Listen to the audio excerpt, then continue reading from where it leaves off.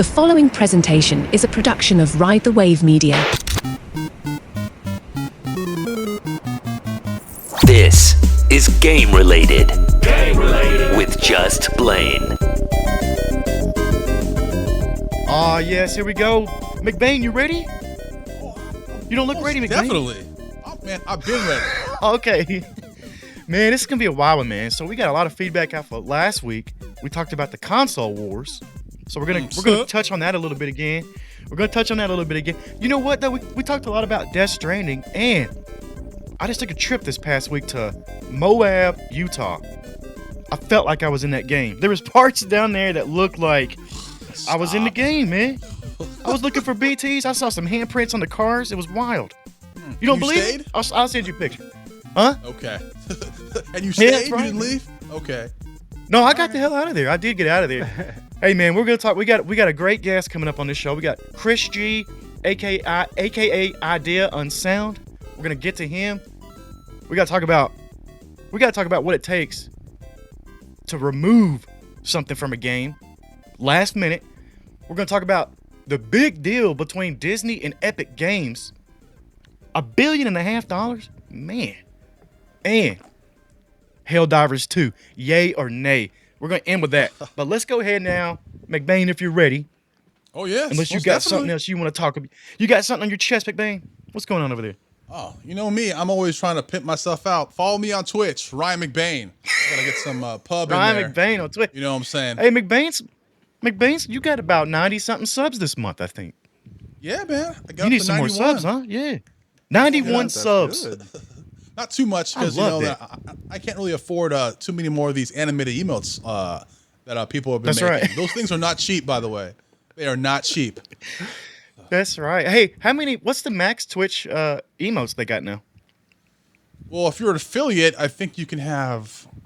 Wow, I think you can have 20 animated, I believe, and 20 like regular. Anyway, they're expensive. That's insane. It's like That's the guy insane. The guy I use, I think for animated emotes, charges like $65 per emote. Ooh, so like, wow. unlocking those slots is good and all, but I don't want to unlock them all at once. No, thank you. Yeah, that's crazy. Let's bring in our guest. Business. Let's bring our guest in officially. Kris G, A.K.A. Idea Unsound. This dude's a musician, but not your normal, typical musician. Let me tell you what he does, and then we'll let him verify. Because it's complicated, man. It's complicated. No joke. It's complicated. So he does future bass type tracks, but it's all with live code. He's doing it in Ableton. It's called Algorave. So he's an Algorave musician. Tell us what that is, Kris. Yeah, so I do live coded musical performances, which means I essentially walk up on stage. I'm actually going to South by Southwest this March, so a couple of weeks. I'll be flying out there. And we have a whole crew. We do live code performances. I'm going to walk up on stage with my laptop. I'm going to project my screen so everybody can see what's happening. And I show my Ableton Live set. And then I have a couple of tools, some Max for Live devices, that allow me to just come up with MIDI notes, come up with like musical notes by typing in what I want to like happen. And so I just have the blank set. I've already made all the tracks, made all the sounds, and I just start adding in notes on the fly and make techno, make like house music, and then whatever we can think of. And I make future bass, I make glitch, IDM. I actually just had an EP come out on January 5th. So it's a 2-track called Pixel Funk. That's right. Check that out. It's on all the stream platforms, Bandcamp, whatever you use. That's right. And don't sleep on his old catalog either, man, because Be With You, and then one of my favorite jams is one of your oldest, Floating Lettuce. I really like that song, Floating Lettuce, man. There's like it's Ryan, that's the name of it. I'm not even kidding, but it's super. Well, I like the title, man. The tracks are, yeah, but they're super glitchy, and then it's organized chaos. That's what it seems like to me. It's like super glitchy stuff, and then he comes in with this nice like reggaeton drum. Just a nice beat. It's a steady beat. I'll have to send you the link. Idea Unsound. You'll find him out there. Like I said, not just your typical musician, but coming up there with live code and rocking South by Southwest. It's insane. Can I fly down there with you, Kris? Hey, Let's go, man. Let's go. Get some tacos. Yeah, man. All right, man. Let's get into this, man. Here's a big story here. So the WWE got hit with some crazy allegations on Vince McMahon. We're not gonna go there. Yeah, we're not even gonna go there. But what that affected, because Brock Lesnar's name got mentioned in there. So now they're in panic mode. So they got to remove Brock Lesnar from the WWE 2K24 game. That's not an easy feat. Kris, is that an easy feat? No, that's money right there. That's a lot of money to move at the last minute. He's on the cover. And from what I know, he was on the cover of the most expensive edition. Well, that can be changed. That's not hard. But he was like 35% of the storyline in the WrestleMania mode that they had coming out. So they got to do something there. And on a outside of WWE, on a game developer, that's torture. It doesn't matter what happened out. They don't care. We know how it is, Kris, when you're in the trenches building code and all that stuff. To have a manager come in and tell you, we got to get rid of all that. They've been probably working on that for 2 or 3 years. Mm-hmm. And keep in mind, they probably already had delays built into their timeline. Like they already expected certain delays. They were already maybe pushing the limit on the release, and now it's a complete 180. Yeah. How It's much not good. money? It's not a good thing over there. How much money do you think they're going to lose? They're going to have to pay a lot of people to rework all the artwork, re-implement the sounds. They got to retweak the story mode now. They're probably going to have to redevelop a lot of that, you know? The gameplay designers who wrote all that story in there, back to the drawing board, working overnight. So that's your narrative team then. That's a whole other team that's going to have to come in there and redo that part. There's it affects every department of a video game. Like think of the audio they're team. scrambling. Yeah. Yeah. That's a good question, McBain. How much money are they going to lose? A lot. Like Also, I know like the WWE likes to use like other stories outside of wrestling for the storyline. I'm pretty sure they're not going to have any references to Brock Lesnar whatsoever. No hints, no Easter eggs, no nothing. I'd be surprised if they even have his wrestling moves in there, his wrestling set. You probably can't even like That's true. create anybody who looks like Brock Lesnar. Mm-hmm. That's true. Like character models and all that stuff got to go out the window. I would assume because they're trying to cover up all the negative. I mean, they have to. They got to. If that stuff's true, it's hard not to think it is when you see all these people coming out talking about it. Another big story. Disney came out of nowhere last week and dropped $1.5 billion for Epic Games and Fortnite. What are you guys seeing out of that? Like, what's that partnership going to get? That's interesting. That's really interesting. Epic Games is positioned in a really interesting way. Like they have Fortnite, they're doing Rocket League development. They just did the Lego Fortnite edition, which brought in a whole new customer base there for the Lego side of things. So they have a pretty big demographic of users. The Disney edition just makes sense, right? Like you have Lego, racing. I'm imagining some Disney Fortnite now. Oh yeah, that's what I told McBain. McBain, I said I'm ready to slay out in my Mickey Mouse character with my Steamboat Willie skin on. You know, the black and white one, the old school. You can do that one now. It's public domain. You're good. That's true. That's true. Yeah. Winnie the Pooh, Blood and Honey, man. It's coming out soon. Will you play? Hey, will you start? What are you looking forward to in the Disney Epic? Yeah, the Blood and Honey too. My God, I saw another one of those movies. Yeah. Dip these paws. Dip these paws. Dip these paws. Anything to do with Star Wars, you know, or Marvel. Definitely look into that. Hey, man, if they put anything with Luke Cage in there or Black Panther, they could have my money. So anything with that, I'm all in that. But don't fuck Marvel it up Fortnite. that Avengers game was, because we tried. Me and you tried, McBain. We tried to make that happen. Blaine's such a good friend. I know he didn't really want to play the game, but I've been dying to get someone to play with, especially when they dropped that DLC with Black Panther. I'm like, dude, we got to play this, Blane. Wake your ass up. Let's go. And it just wasn't it, man. Just wasn't it. Man, I bought the collector's edition and everything. I had the statue and all the other stuff that came with it. That stuff's still cool. The game's dead though. Did you play that one, Kris? The Avengers game? No, I missed that one. I'm not a huge Marvel Universe guy, so I usually don't play the games. What do you think was so wrong with it?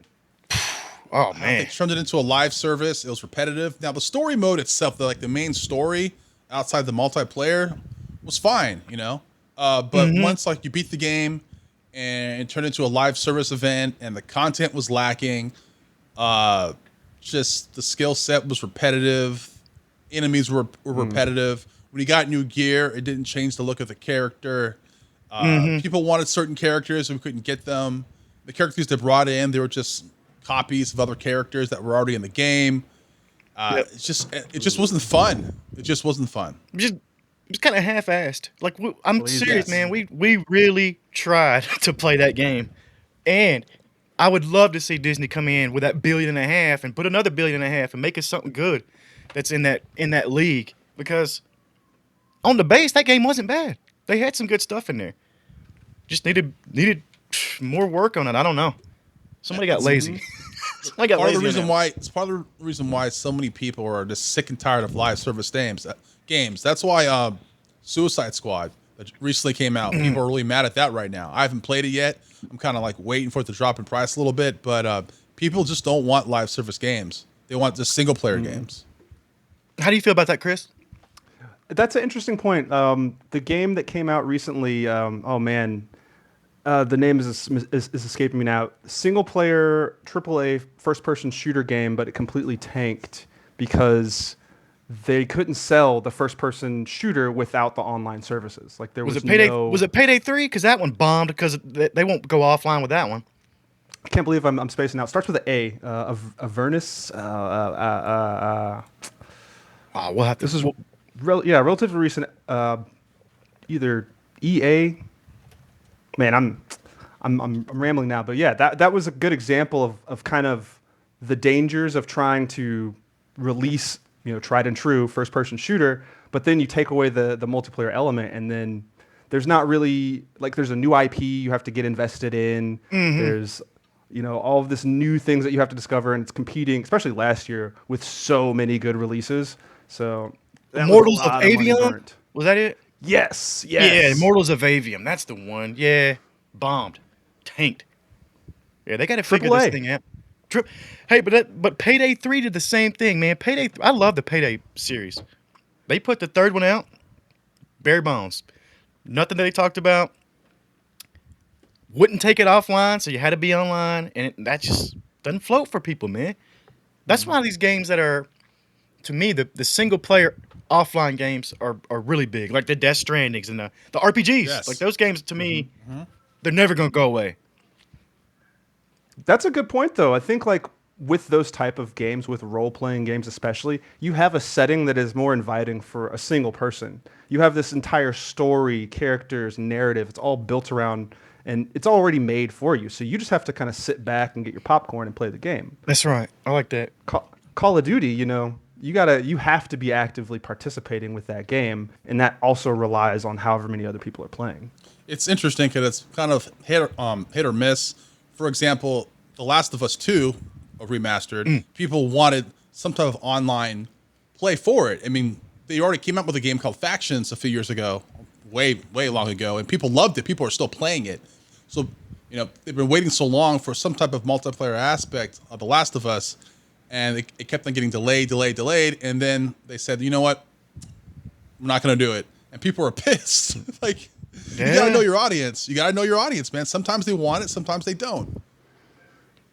Somebody out there that's doing it right now is Arrowhead Games with Helldivers 2. Somehow they seem to have gotten the formula right with the online stuff and whatever else, because they're killing it. They just became, I think they broke a record or something last week. Or it became the highest selling game on PS5 that was released on PC as well. That's crazy. That's awesome, though. But I haven't played this game yet. You guys played it yet? No? I'm playing it tonight, actually. Are you? probably Nice. I'm thinking about scooping it up. Yeah, I'm probably going to scoop it up on Sunday because I have Monday off. So I can just check this bad boy out. I'll probably pick it up on PC. But the great thing about it is it's crossplay. So It's crossplay. it is crossplay. And did you see the price tag on it? I think it's $40, Only right? $40. Yeah, $40, man. Certain places you can get it for cheaper. I won't Oh, tell I'm sure. how, I'm sure. but you can just Google that and take- you can figure that out. for yourself. But I mean, but I'm hearing, but this game's success is a good thing right now in this industry because I'm seeing that Arrowhead Studios, they've announced that they're intending to increase the size of the studio now for post launch. I hope that means they're going to lay off 50,000 people in a year from now, like the rest of the gaming companies did. But that's a good sign for gaming, I think, is this Helldivers game. I'm going to really check it out. I might pick it up tonight. Might pick it up tonight and look at it. You know, the funny thing is, I never heard about the first game. I didn't hear about this game. One night I was streaming. One of the viewers was like, "Hey, McBain, you going to check out Helldivers 2?" I was like, "What the hell are you talking about?" And I looked it up. I was like, "Oh. This kind of reminds me of Starship Troopers, which is also a good game." And I was like, I'm going to check this out. Good movie. I've heard nothing but good things about Helldivers 2, so I'm looking forward to it. Yeah, it's going to be a fun one, I think. Four player co-op. Go ahead, Chris. Yep, 4-player squad-based co-op. It also uses voice chat, which is locational. So the further you are away from a person, the less they'll be able to hear you. There's friendly fire, which is a big part of the game. Oh, see, I didn't know all that. I didn't know it had a friendly fire. That's just chaos. Yes. My aim. So you have to work with the team. My aim is trash. So I'm sorry already. The people that are gonna play with me, you're probably gonna get shot. Sorry, my bad. Hilarious. Now this is something cool that I heard also about this game is there were live humans at the studio who were basically influencing the gameplay somehow and how things went online for people to make it fun, to keep it fun for them. That's a cool concept to me. So they literally had people at their studio helping the game along for the players playing it. When I see I don't even any know how game you do like that, when I see any game like that that's really, really fun, I constantly say to myself, now if you keep on putting in content, you guys will be fine. But if you're one of those developers that are like, oh, we didn't know this would be so successful, we didn't know that people would just like be digging the content and going through it so fast, because I've seen a lot of good games start out really, really well, and then all of a sudden it dies because the developer wasn't ready for more content to go into the game, which is sad. That's a good point, and that's what I was talking about earlier. Arrowhead Games have already announced that they're going to hire more people for post-launch content. Let's see if they stick to that, because that will be that's sink or swim, man. If you can't put content out, your game just it's going to tank, man. What about it not coming out on Xbox? It's on PS5 and PC, but no Xbox. Why? Isn't it a PS5 developed game, like a PS5 studio? Or am I it's wrong? Arrowhead Game Studios, but yes, that's under Sony, but they gave it to PC. But I think even Phil Spencer says he doesn't know why it's on Xbox. So Let's be real. There has been such a demand for PlayStation games to hit PC since they did Spider-Man the first time. That just unleashed. We're still waiting for Ghost of Tsushima. The PC crowd. Game, they did The Last of Us. Yeah. They know that as soon as the PC market gets on it, it's going to explode in sales. And Xbox is a direct competitor. PC, I guess it's also a direct competitor, but it's also a huge player base. Yeah. That's kind of neutral. Usually the big, like really console good war. games, like Spider-Man, Death Stranding, games like that, they eventually do come out on PC, but it's like a year maybe or more. So by then, Sony has already got their money. They're like, okay, let's make some more money. All right, PC, you can have it, but they don't give it to Xbox because, like I said, like you said, Chris, they're a competitor. So it's smart. That's why I'm not really into the console wars, but I have a PS5 and a PC. I don't really feel the need to get an Xbox because I have a PC, so I can pretty much play anything. So, Yeah, oh, well. But there's almost an emergence of a PC console war now. that's where I was going, Chris. Tell us about that. He's the expert on the PC console war. Talk about that, because he mentioned some of these to me, and I was like, I never even heard of this one. Like, tell us about it. So I'm pretty big on handheld gaming consoles. I have been since Game Boy, PSP, and all these consoles. When I was a child, a teenager, I had a dream that one day you could take your laptop or take your gaming PC in your pocket and go play games. And this is as I'm carting my desktop to my friend's house so we can play World of Warcraft together, right? So like all of a sudden, a few years ago, and there's more, but a few years ago, Steam just drops the mic with the Steam Deck. And it's the first available device for a Western audience that doesn't cost an arm and a leg, that plays most of your PC library, and that looks amazing. For one, the screen looks great ergonomics. So that kind of just like made everybody stop and think like, okay, is this a thing? Steam is obviously leveraged to do this really well. They have the whole game marketplace to make money from the sales, so they can burn a little bit of money making this device.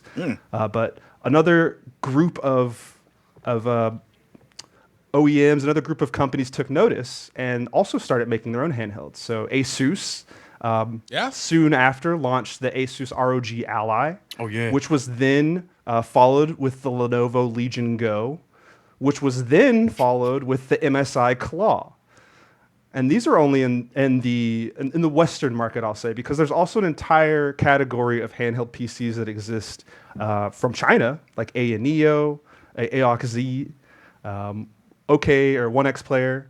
Like all of these consoles have existed. They're handheld PCs that cost an arm and a leg. And now the entire Western audience, can go on Steam, can go to Best Buy and pick up a handheld gaming console that is a PC. That's wild. And interestingly enough, all of these consoles are around the same price. The ROG Ally, $700. The MSI Claw, $700. The Lenovo Legion Go, $700. So that's interesting. So what sets them apart then? Like, how did you pick one? Which one did you pick?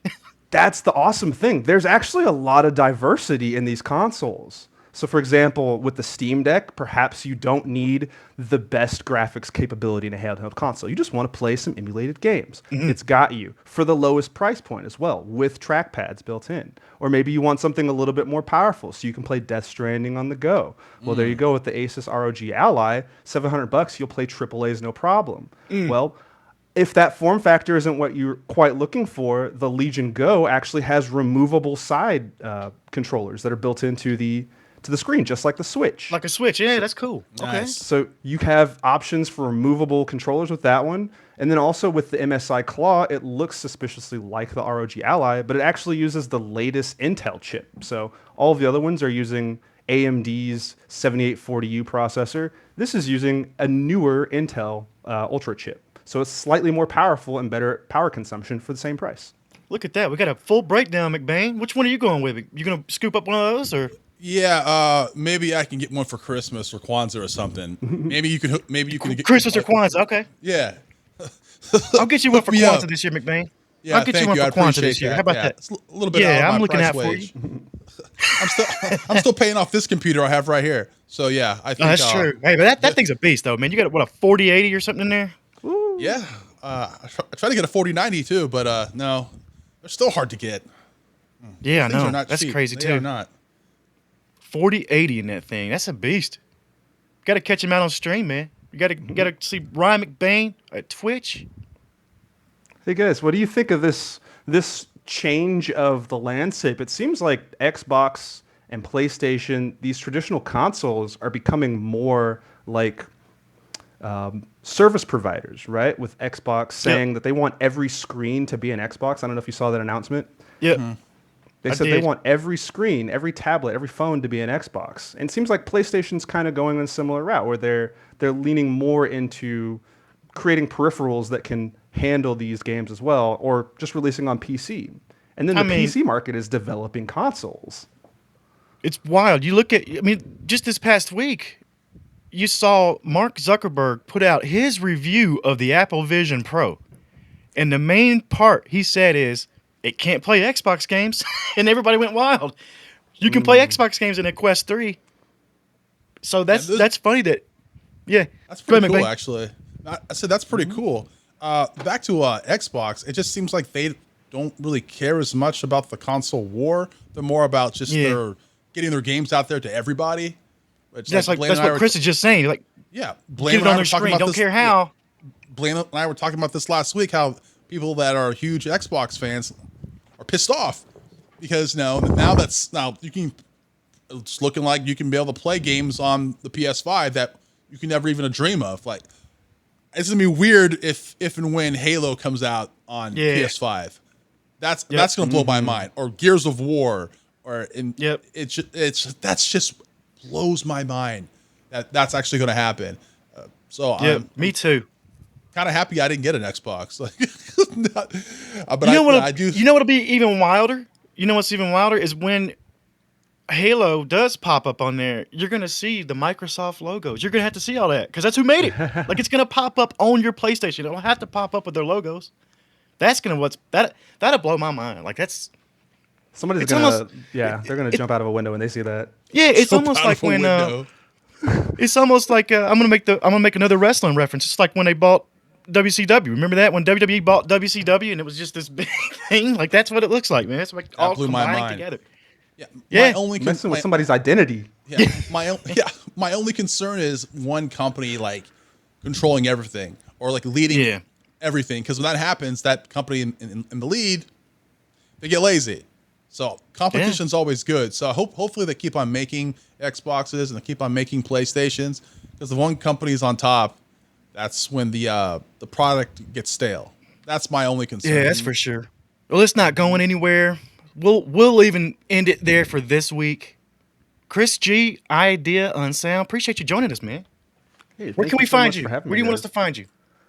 I am all over the net. You can search Idea Unsound into Google and listen on your favorite streaming platform. My website is ableton.pro. I teach music production lessons remotely or in person if you're in the Bay Area. And I also do some Twitch streaming, although I'm not as prolific as McBain here, but well, thank you for the compliment. I wouldn't really call myself prolific, but thank you. That's right. And your I do every now and then. Yes. And your website is iamiu.io. Is that correct? That's it? Yes, sir. Or ableton.pro. They both redirect to the same way. Same spot. Got you, man. That's awesome. McBain, where are we finding you at? You can find me in the grittiest, grimiest hood. No, I'm playing. Just find me on Twitch, Ryan McBain. That's where you find me at. Also, I am basically just Twitch and also RyanMcBain.com. Sweet, man. We'll be back next week. Hey, Kris G, man, thanks for joining us, and feel free to come back anytime you want. Like, you can come on with us. This is fun. We're gonna have more guests in the future. It's gonna be great. We're just getting this show rolling. Real quick, what you guys playing before we get out of here? Ooh, Texas Chainsaw Massacre. That's why I'm really mad about the lack of content. Playing that a lot. Death Stranding, Ghost of Tsushima. I'm glad you mentioned that because I'm still playing that. Pretty soon I'll be playing Helldivers 2. But my main game right now. I'm jumping in Helldivers. I'm jumping in Helldivers right now. I still play Destiny a lot. Still play a lot of D2. You still play Destiny? That's wild, man. I remember we were talking about it last week, how we were playing that so much of that. But yeah, I play a lot of indie games as well, a lot of horror games because when I stream, I scare easily, and I hook up my heart monitor to my Twitch so people can see my heart rate fluctuate, and they love it when I get scared. I scream like a woman. I'll just come out and say he does. He does. What are you playing? Kris? Ooh, right now I'm playing. Well, I'm gonna be playing some Helldivers. Playing Pal World with family. Yes, Diablo 4. I'm still on that. Oh yeah. Can't get away. And a little bit of Baldur's Gate. I'm trying to get back in there. Woo! I didn't start that yet because I don't want to get my life stuck away. 200 hours in. 200 hours in. See, yeah. I gotta just finish it at this point. Yeah. I heard the game's amazing. Crazy, it's on my list. I heard it's awesome. We're gonna talk about that in the future too. That's a big one. But until then, we'll see you guys next week.